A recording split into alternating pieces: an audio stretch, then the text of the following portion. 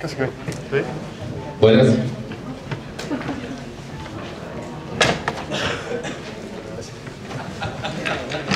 Hola, ¿qué tal? ¿Qué tal, chicos? Bienvenidos a la segunda jornada del coloquio sobre los desafíos de la industria nacional. Espero que hayan disfrutado del primer día. Un par de comentarios. La última charla que va a ser el decano de la facultad, Marcos Alice, se va a pasar para mañana, y la primera charla de mañana, que sería sobre litio, se va a dar hoy. La última charla, así que para que se queden hasta el final. Nada, estuvo muy buena el año pasado, así que nada, invitarlos a participar en eso. Después, dejarles una invitación. El viernes se va a hacer la apertura de legajos. Se hizo la reconstrucción de 35 compañeros de acá de la facultad desaparecidos durante la dictadura militar. Van a venir aproximadamente 25 familias de esos alumnos y graduados. Y eso es muy importante, que podamos participar. Bueno, justamente detenidos desaparecidos son compañeros de acá de la facultad que, por pensar diferente, por respetar, por pelear realmente por cambiar las cosas en este país, enfrentar lo que estaba pasando. Y la idea es poder hacer un homenaje. Así que dejarles, la invitación es para el viernes a las 5 de la tarde, va a ser acá en el edificio central. Nosotros, de parte del centro de estudiantes, vamos a estar poniendo una plantita en homenaje a los compañeros, así que más que invitados a participar. Bueno, y damos la bienvenida a María Jesús Pérez y a Ricardo Silva. Son días. Profesor de la IDEAD y vicedecano de acá de la facultad. Van a hablar sobre microgeneración, nuevas tecnologías. Bueno, me lo dejan calentito al auditorio. Buenas tardes, mi nombre es Horacio Frenes y les voy a hablar en principio. La charla la tenemos organizada, no sé si se escucha, yo prefiero hacerlo viva voz, no sé si se escucha en el fondo. Patricia, ¿se escucha bien? Yo lo voy a hacer así, porque no me gusta cómo sale mi voz en el parlante. Bueno. No, está bien. La charla la vamos a dar en conjunto con Ricardo. Vamos a encadenar un poquitito lo que tiene que ver el concepto de microgeneración con medición inteligente. Así que bueno, en un momento de la charla le voy a pasar la posta a Ricardo. En principio lo que quería mostrarles es un panorama global, ya que en el auditorio tenemos alumnos de ingeniería electricista de la carrera avanzada, pero también hay alumnos de segundo, de tercer año de la carrera, mis alumnos de aeronáutica, que estos temas no los ven, así que vamos a arrancar dándole un panorama global de cómo es el sistema, un sistema eléctrico de conexión o de interconexión de futuro y existente. En cierta manera pueden observar a la izquierda de la filmina que aparecen lo que serían plantas de generación de potencia de sistemas eléctricos y granjas solares y eólicas. La escala o la magnitud de la generación depende en dónde se ubica en el sistema eléctrico. Esto sería como el comienzo. Así arranca la energía o la generación de energía eléctrica, que luego es transmitida a través de sistemas de alta tensión, esas dos torrecitas que ven ahí. En cierta manera lo que están haciendo es representar los sistemas de transmisión. Luego aparecen sistemas de subtransmisión. Para ponerlo en términos concretos que ustedes puedan entender, en Argentina las redes de subtransmisión podrían ser las redes que transmiten energía en la provincia de Buenos Aires a escala intermunicipal. Vamos a ponerle, no es tan exactamente así, pero para que más o menos ustedes entiendan, ese sería un concepto. Luego, colgado a ese mismo sistema de subtransmisión, aparece el concepto de generación distribuida. Estas son, por así decirlo, generaciones de energía eléctrica de una escala menor a la de las grandes plantas, como pueden ser, para que ustedes se den una idea, Chocón, el Chocón en la parte sur, o Yacyretá, la conocida Yacyretá en la parte norte del país, o nuestra planta de generación térmica que tenemos acá en Ensenada de Barragán. Estas otras plantas de generación más chicas se alojan dentro de la red para obtener beneficios eléctricos que no hacen al alcance de esta charla, ¿no? Pero son actores fundamentales también del panorama global de lo que es la generación de energía. Llegamos, en cierta manera, a lo que nosotros conocemos, lo que es la distribución. En el país se hace a un nivel de tensión baja, en donde encontramos la parte residencial, comercial e industrial. Ese es en general, digamos, el sector que consume esa energía que se genera en la manera en la que les comentaba. Y aparece este nuevo actor de lo que sería la microgeneración, fundamentalmente emplazada básicamente lo que hoy conocemos como los actores de consumo. En el sector residencial puede aparecer microgeneración y en el sector comercial o industrial. Es decir, la generación se va a encontrar en diferentes puntos de lo que se llama un sistema eléctrico. Un poco para entender cómo es la generación en Argentina, yo lo que traté de hacer es rescatar el acumulado a 2017 y presentarlo en un diagrama. Esto, la fuente de donde la extraigo generalmente, que es de donde yo leo cómo va el mercado eléctrico, es de la Comisión Nacional de Energía Atómica.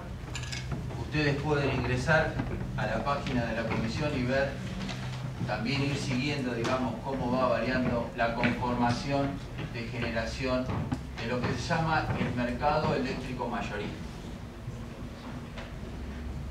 Es evidente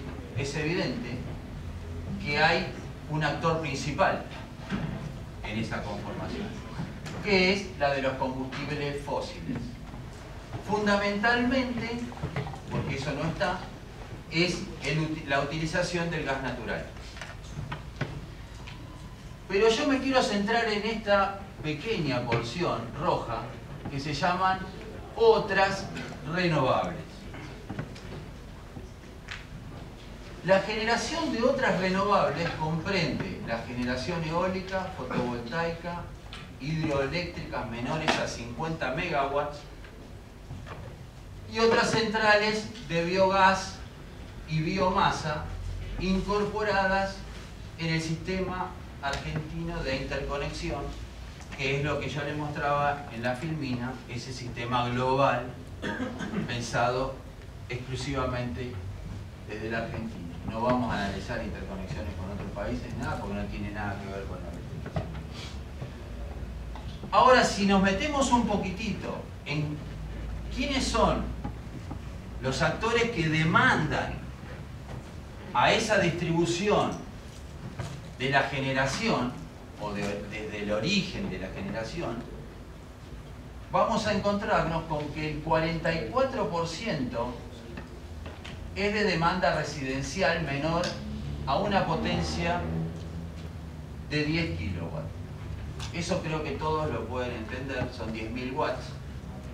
Es decir, el 44% de la demanda de toda esa generación la consumen los actores residenciales menores a 10 kilowatts. Y ustedes dirán, ¿cuánto consumo yo en mi casa? Es decir, ¿dónde me encuentro? yo me encuentro, ustedes seguramente se van a encontrar en este 44%. Y si a su vez miramos un balance energético nacional, el histórico que encontré es el año 2015, no hay actuales de 2016 ni 2017, pero la cosa no ha cambiado, para lo cual es significativo que el 27% del consumo energético global del país recae en el sector residencial. ¿A dónde quiero apuntar con ese concepto? En el potencial que tiene el sector residencial o la incidencia que tiene el sector residencial en la generación de energía en el país. ¿Cómo dirán ustedes? ¿Cómo puedo asociar algo que lo considero como un demandante de energía a cómo lo puedo incorporar como un actor nuevo que se puede incorporar en la generación de energía? Esa es la clave. ¿Por qué la microgeneración? Porque la microgeneración fundamentalmente la vamos a pensar instalada o implementada en el sector residencial. Si bien puede incorporarse en alguna escala mayor en el sector comercial o industrial, el enfoque fundamental de esta presentación va a estar en el sector residencial. ¿Cómo se define la microgeneración?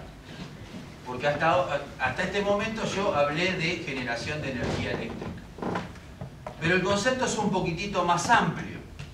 La microgeneración es la generación en pequeña escala de calor y de energía eléctrica. A cargo de los prosumidores, es un término que luego voy a explicar.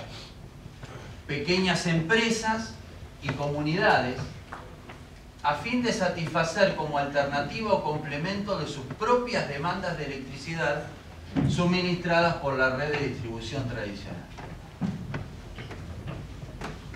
Acá incorporamos un nuevo actor que es el prosumidor, que voy a avanzar en el concepto del prosumidor un poquitito más adelante para enganchar con Ricardo. Pero fundamentalmente les digo que tiene que ver con un concepto de productor, que es un acrónimo, ¿no?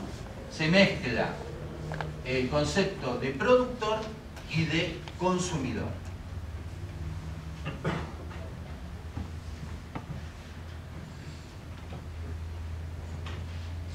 ¿Y cómo podemos considerar o clasificar las tecnologías de microgeneración? Algunas se denominan maduras, entre las que se encuentran las tecnologías de motor alternativo. En este caso el motor alternativo es el motor de explosión. Para que ustedes interpreten el grupo electrógeno, vamos a suponer el grupo electrógeno, que es una palabra más llana para ustedes que me van a entender claramente. Bueno, está impulsado el grupo electrógeno por un motor alternativo, en donde yo lo que le pongo es combustible, ¿no? Generalmente combustible líquido. Pero también el combustible o la energía primaria puede ser el biogás, el propano o el gas natural. Y las turbinas de gas. Esas dos tecnologías se consideran maduras. Ustedes dirán, bueno, pero la energía eólica, la energía solar, la biomasa y la hidráulica de pequeña escala, en cierta manera son tecnologías que están en la frontera entre emergentes y maduras. Y además podemos clasificarlas con un nuevo indicador que es entre eléctricas puras o híbridas. ¿Y por qué? ¿Y a dónde está el mensaje? Un motor alternativo genera calor que puede ser aprovechado, por ejemplo, en un sistema cerrado de agua para calentar con los gases de escape del motor, calentar agua. Es decir, puedo generar electricidad y calor. Por eso le decimos híbrido. Pero, por ejemplo, una mini hidráulica va a generar energía, pero no puede obtener, digamos, en cierta manera, alguna condición de generación de calor. Entonces a esas las consideramos eléctricas puras. Acá también incorporé algo para que ustedes se den más o menos una idea. Dos conceptos en lo que sería lo que es la microturbina y la pila de combustible y la solar térmica. Estas, en cierta manera, por así decirlo, las encuadramos dentro de las emergentes, no son de las más comunes. Y cuando pensamos en los módulos de potencia que pueden generar y los rendimientos, me llevaría toda la clase explicarle una por una. Así que la filmina va a estar a disposición si ustedes quieren. Lleva mucho tiempo armar esto. Pero bueno, son datos indicativos como para que ustedes puedan hacer un análisis técnico que no viene al caso en esta presentación. Si bien la idea era básicamente hacer hincapié en la mini hidráulica, en la eólica, en la fotovoltaica y en la biomasa, que son básicamente las que provienen, por así decirlo, de energías que las podemos considerar limpias o renovables y que tienen una doble función. Por eso me quiero centrar en esas para hacer un desarrollo un poquitito más amplio. ¿Cómo juegan estas cuatro tecnologías? Bueno, pensemos que nosotros, en cierta manera, tenemos algún nexo entre la red que nos suministra la energía y a través de ella, de la carga. Estas tecnologías pueden intervenir individualmente con grupos, en cierta manera, de acumulación de energía y trabajar para, en cierta manera, abastecer la carga local que yo puedo tener en el domicilio, o también pueden interconectarse a la red y en sí, bajo ciertos límites y requerimientos eléctricos que tampoco van a hacer caso de esta presentación, porque si no nos metemos en tecnicismos que van a entender algunos y otros no, podrían llegar a conectarse a la red y tener un intercambio, que es lo que posteriormente va a desplegar o va a hablar mejor Ricardo. Si analizamos un poquitito la mini hidráulica, el aprovechamiento generalmente sobre recursos hídricos de cauces sin acumulación. Cuando decimos sin acumulación, es decir, que no vamos a tener un embalse en donde nosotros acumulemos con cierta predicción el potencial de la energía hidráulica para poder ser utilizado cuando yo tenga demanda. Es decir, sin entrar en tecnicismo, lo podríamos decir como si fuera un generador de pase. El agua, en cierta manera, va a pasar por este tubo, que es donde se encuentra, adentro está la turbina, ingresa el agua, acá se ve, y egresa. Esto, básicamente, uno tiene que hacer una obra civil de emplazamiento. Las potencias dentro de lo que encuadra la microgeneración, esto es más o menos, obviamente, que yo tengo que poner un valor. Si pongo 11 o 12 kilowatts, nadie me lo va a reprochar. Pero bueno, para poner un valor medio de lo que sería la potencia de generación de este tipo de aprovechamientos, anda alrededor de los 10 kilowatts. Tiene una aplicabilidad en zonas rurales, suburbanas y fundamentalmente en parajes aislados. Es casi trivial lo que estoy diciendo. Aprovechamientos hídricos en el centro de la ciudad de La Plata no creo que podamos abordar.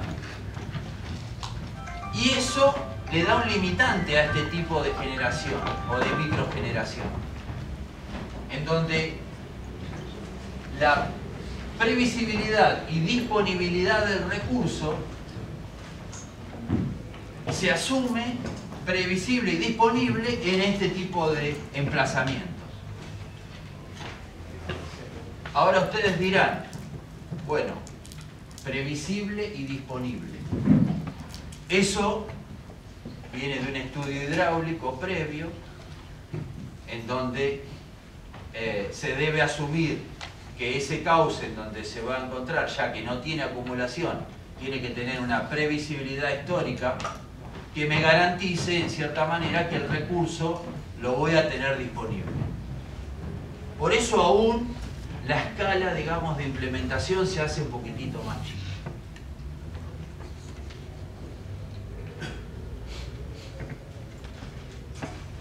Cuando pasamos a pensar en biomasa, fundamentalmente tenemos que pensar en biodigestores. El aprovechamiento es cuando hablamos de residuos, generalmente los que tienen mayor implementación son los residuos animales. Y los puse, en cierta manera, en orden de prioridad: los bovinos, porcinos y aviares, los aviares en menor escala, los residuos vegetales y forestales, y los residuos industriales, agrícolas y urbanos. El ABC tiene un orden de prelación. En cierta manera, los residuos bovinos y porcinos son los que tienen un mejor aprovechamiento del recurso. Los módulos de potencia y de pequeñitos elementos, básicamente, que tienen capacidades de dar una generación de potencia eléctrica o térmica equivalente entre 1.5 y 25 kilowatts. La aplicabilidad, yo le puse fundamentalmente en zonas suburbanas y rurales, de acuerdo a los estudios que hice, pero también uno podría decir, ¿por qué no implementar en las zonas urbanas, si yo, digamos, puedo disponer del recurso y de un elemento de aporte del recurso? Para dar un ejemplo, en la Ciudad de La Plata, el hipódromo de la Ciudad de La Plata tiene un recurso, ¿no? Es equino, pero es muy similar el equino al bovino. Es decir, el mismo hipódromo podría implementar este tipo de microgeneraciones porque tiene el recurso disponible. Y la disponibilidad y previsibilidad del recurso tiene una fuerte dependencia con el mismo recurso, como les decía. Pensar en utilizar industriales y agrícolas o urbanos es bastante complejo. No es tan simple como el recurso animal, que lo único que hay que hacer es mezclarlo con agua. Ese es todo el secreto. Y este tipo de recursos sería un híbrido, porque genero gas, puedo generar calor, o ese gas lo puedo utilizar para la microgeneración de energía eléctrica. ¿Vamos bien hasta acá? ¿Sí? Este yo creo que ya entra de los más conocidos, la energía eólica, el recurso eólico del viento en energía cinética. Cuando hablamos de qué tipo de energía, es una energía cinética.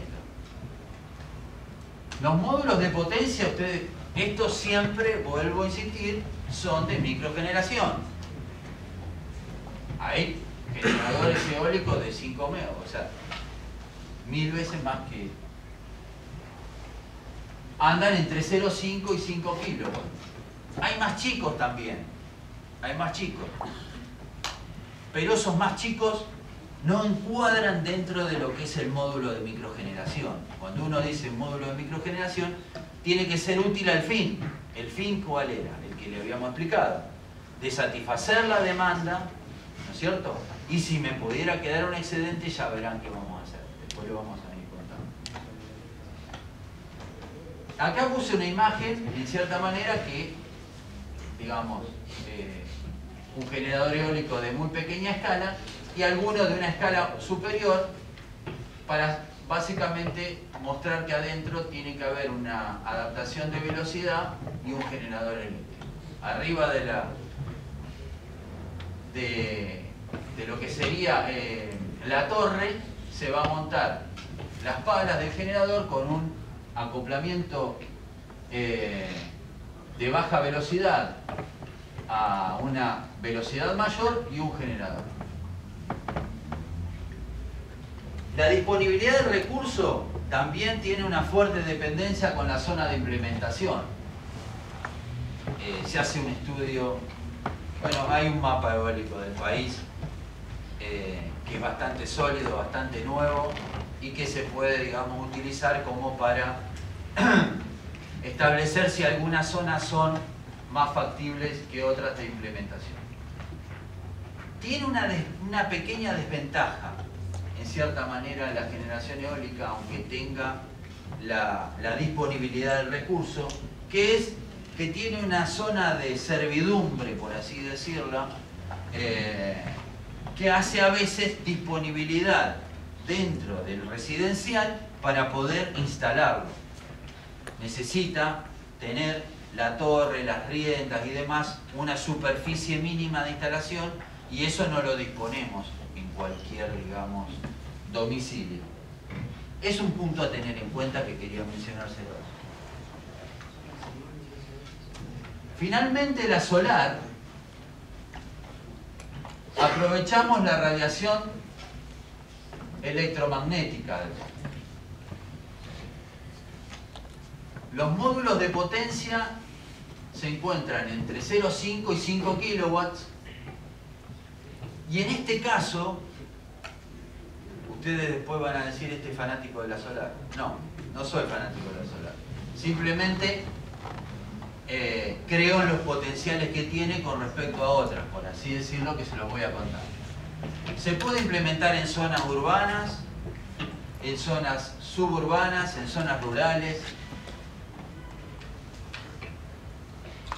La previsibilidad y disponibilidad del recurso tiene una fuerte dependencia con la zona de implementación, pero sin embargo les voy a dar un dato que a muchos les va a sorprender, que tiene buen rendimiento aún en ausencia de sol. ¿Qué entendemos como ausencia de sol?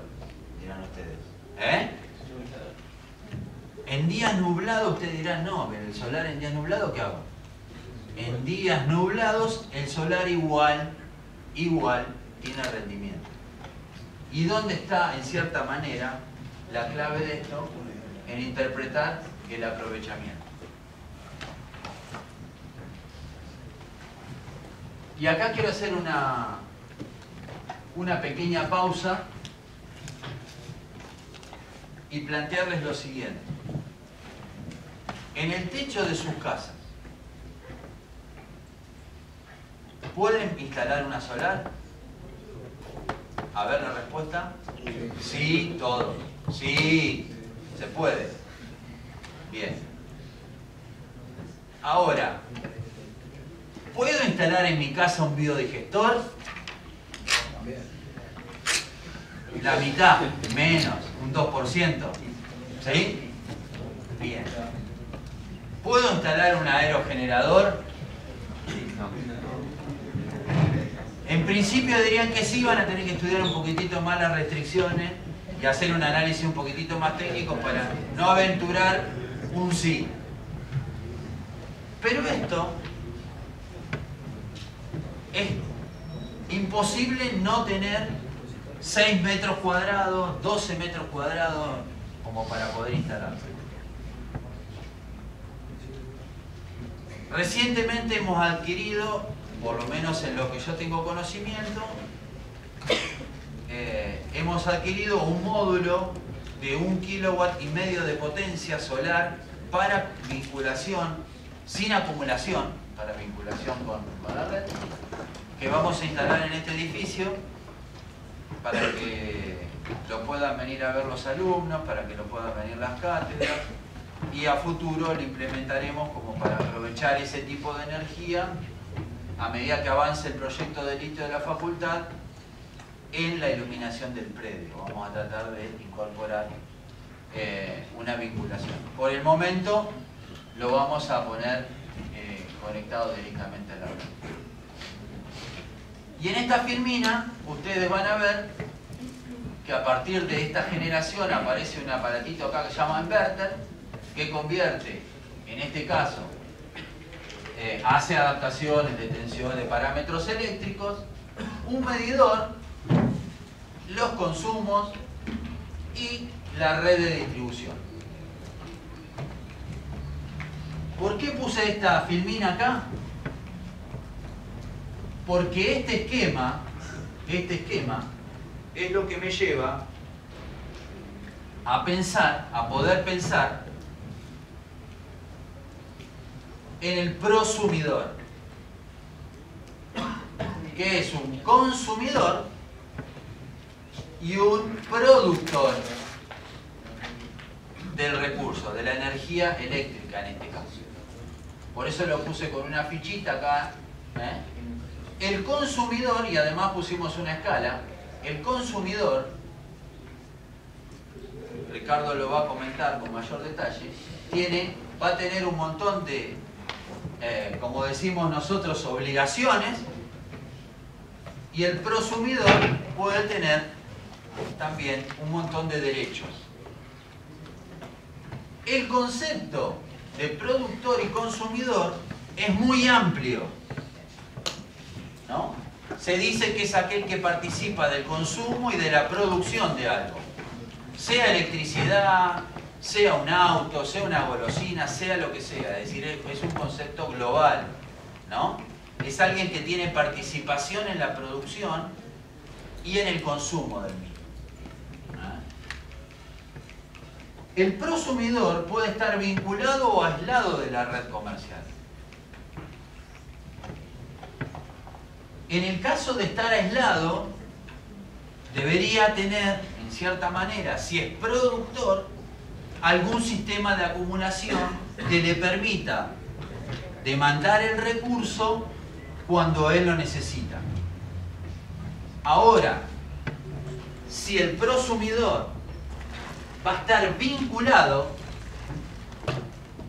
el concepto más novedoso de estar vinculado a la red de suministro es a través de lo que se llaman redes inteligentes o smart grid.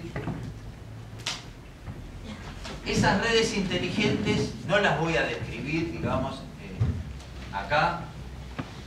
Ricardo Sivas va a ampliar un poquito, les va a dar un panorama un poquitito más global de eso. Pero sí les voy a dar algunos tips, y es que esas redes inteligentes tienen una tendencia a desarrollarse con la conformación primaria de lo que se llaman celdas de red inteligente. Hay muchos nombres, no solamente celdas de red.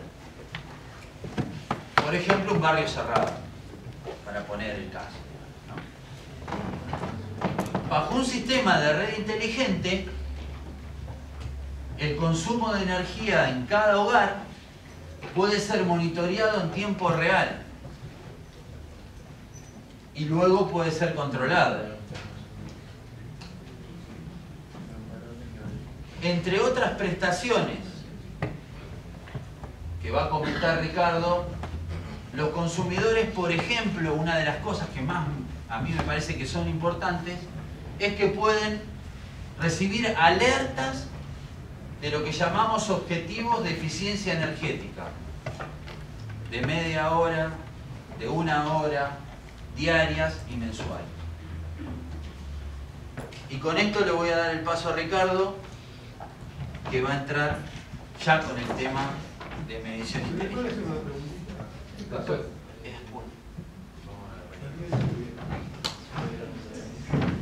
Bueno, buenas tardes.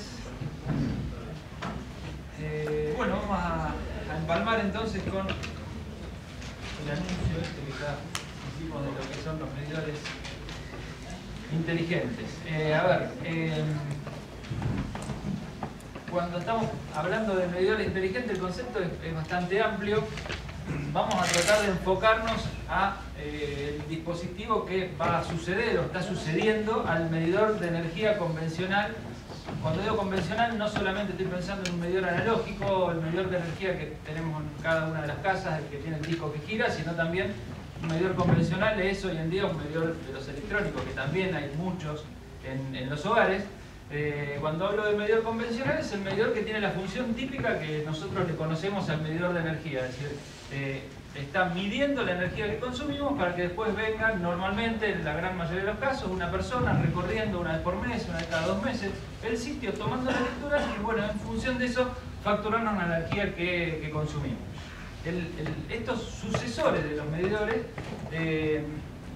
a lo que hemos dado en llamar medidores inteligentes, o que se ha dado en llamar medidores inteligentes, en realidad el concepto es bastante más amplio y por eso ahí pusimos las siglas, lamentablemente, o no sé, pero bueno, las siglas que se utilizan son muchas veces las siglas en inglés, y bueno, los sistemas que se conocen como sistemas AMI justamente están pensados, y por eso hablamos de un sistema de medición inteligente, porque en realidad, como vamos a ver en poquitos pasos más, el medidor ya pierde ese concepto restringido a únicamente la medición de la energía que consumimos para dar paso a otras funciones que tienen que ver con lo que Horacio de alguna manera te fue adelantando en algunas de las diapositivas. Entonces, vamos a tratar de ver, las comparaciones son odiosas, pero bueno, entre las personas, entre los dispositivos, vamos a permitirnos compararlo siempre con el medidor que conocemos, que es el que estamos acostumbrados a ver, el que estamos por ahí del que estamos acostumbrados a hablar, ¿no?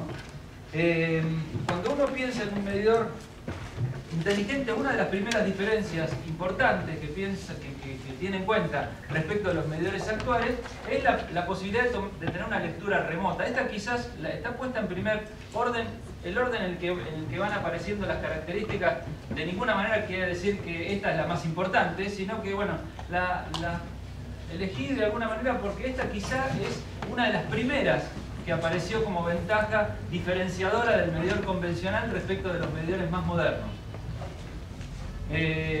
Sin duda, la tecnología de la información es un elemento decisivo en el avance o en el pasaje de estos medidores convencionales a estos medidores modernos. Y esto es lo que se refleja en esta característica, es decir, la posibilidad de tener una lectura remota es una posibilidad muy importante desde el punto de vista que se ahorra, por supuesto, después podemos analizar en el contexto social o laboral qué repercusiones puede tener esto, que también las tiene, pero el hecho de tener medidores donde ya no es necesario que pase una persona una vez por mes o una vez cada 2 meses a tomar la lectura, realmente desde el punto de vista tecnológico hoy en día es bastante simple, es muy posible. Desde el punto de vista social, evidentemente, trae acarreados problemas típicos de estas nuevas formas de no trabajo que empiezan a aparecer, ¿no es cierto? Es decir, la persona esa que tenía que ir a tomar el Estado ya no va a tener que ir más, con lo cual perdemos un puesto de trabajo, pero bueno, evidentemente tenemos que buscar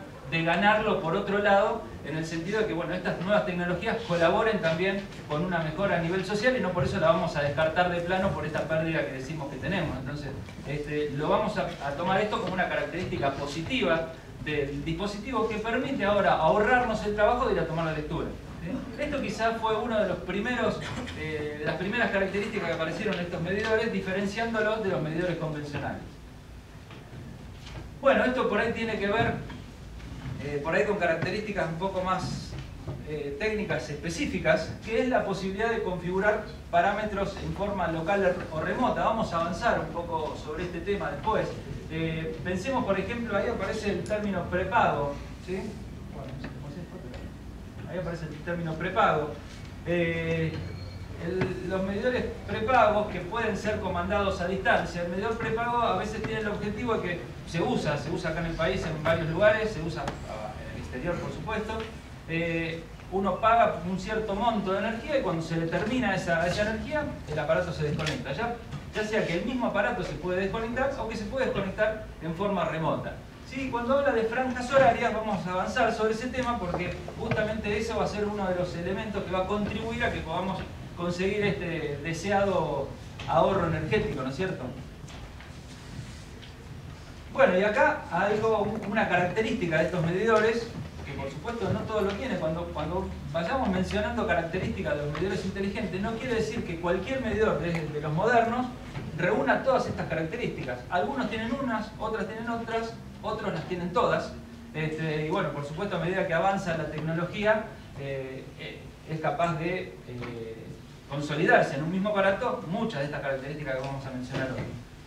El registro bidireccional y en tiempo real evidentemente está totalmente emparentado con el concepto de microgeneración que mencionaba Horacio hace un rato, es decir, el concepto del prosumidor, el concepto del usuario que ahora puede generar su propia energía y suministrarla a la red cuando es un excedente respecto de lo que él consume. Entonces, para eso evidentemente es necesario que el aparato de medición esté en condiciones de medir no solamente la energía que consumo, sino también la energía que aporto. Que los medidores convencionales no están en condiciones de hacerlo. Los medidores domiciliarios, cuando hablamos de medidor convencional, estamos pensando en el medidor domiciliario. Es decir, el gran cambio de esta tecnología de medidores inteligentes se está dando justamente porque estas características se están empezando a dar en medidores que se usan en consumos residenciales, ¿sí? El consumo residencial tiene bastante peso respecto al consumo total de energía. Este tipo de medidores con estas características, quizá a nivel industrial o de grandes consumidores, ya muchas de estas características estaban presentes en medidores desde hace más de 20 años. ¿Sí? Pero bueno, el hecho de llevar a esta tecnología a una utilización de gran escala como puede ser el usuario residencial, ¿no es cierto? El registro bidireccional justamente trae consigo, acá hay algunos términos que por ahí son un poco más, esto no estoy familiarizado con esto, aparecen algunos términos como perfiles de carga, calidad de servicio, detección de fallas. El medidor de energía ya deja de ser un simple aparato que lo único que puede hacer es medir energía, ¿sí? El aparato, como es un aparato electrónico, digital, que tiene otras características que le son propias y que se consiguen justamente gracias al avance tecnológico, es capaz de tener funciones, de cumplir roles que antes un medidor convencional no podía. El perfil de carga es un dato, ahora vamos a avanzar un poco sobre esto, pero cuando uno habla de perfil de carga lo que está pensando es en cuánto se consume o en cómo se consume la energía total que consumo yo en mi casa. Es decir, un domicilio habitual en la ciudad de La Plata a lo mejor consume 150 kWh por mes, ¿sí? Ahora, ¿cuándo la consumo esa energía? Bueno, el perfil de carga me dice, bueno, yo estoy consumiendo, lo que me muestra el perfil de carga, estoy consumiendo menos energía a las 4 de la tarde que a las 9 de la noche, por ejemplo, ¿sí? Entonces, el medidor convencional no era capaz de registrar y conservar para sí o enviar a distancia ese tipo de perfil de consumo, perfil de carga. Un medidor moderno, un medidor que se denomina inteligente. Ahora, si uno no dice inteligente, parece que no es nuevo, ¿no? Todo es inteligente, todo es smart. Pero bueno, así se llama en las publicaciones y bueno, así lo llamamos. Es un medidor electrónico con un montón de, o digital con un montón de funciones más.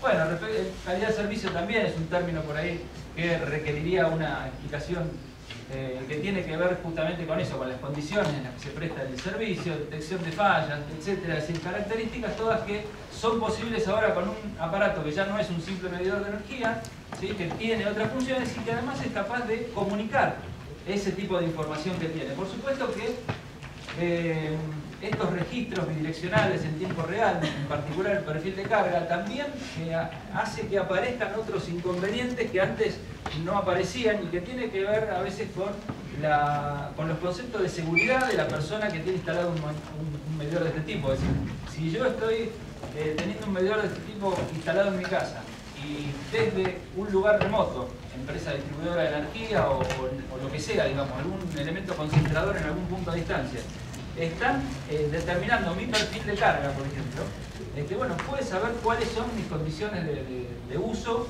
de la energía y por lo tanto mis condiciones, por ejemplo, de habitabilidad en el domicilio. Es decir, saben cuándo llego y cuándo me voy, saben cuándo prendo el televisor o cuándo lo apago, ¿sí? Entonces hay un tema de seguridad que también está involucrado y que aparece, que antes no aparecía y que aparece también como un actor que ha desarrollado algunos inconvenientes en los lugares donde ya se están implementando este tipo de sistemas, ¿no? Hay un montón de cuestiones conexas a estas en las que no vamos a entrar, pero sí que por ahí vamos a mencionar para por lo menos tenerlas en cuenta. Bueno, esto de la limitación o desconexión remota del usuario es bastante fácil de imaginar. Esto es importante, sobre todo para las empresas distribuidoras de energía que cobran después que uno consumió la energía y cuando uno no paga la factura. Es decir, la posibilidad de la empresa distribuidora de poder desconectarle el servicio si uno no paga y no tener que mandar a alguien a que saque el medidor o que desconecte manualmente, otra vez, ahorra un trabajo. Pero por supuesto requiere una característica especial del aparato. Un medidor de energía de los que tenemos hoy no tiene posibilidades de conectar o desconectar no tiene aparatos de maniobra que permitan conectar o desconectar una carga, ¿sí? Bueno, estos medidores sí lo podrían tener inclusive a distancia, ¿no? Sí los tienen y a distancia.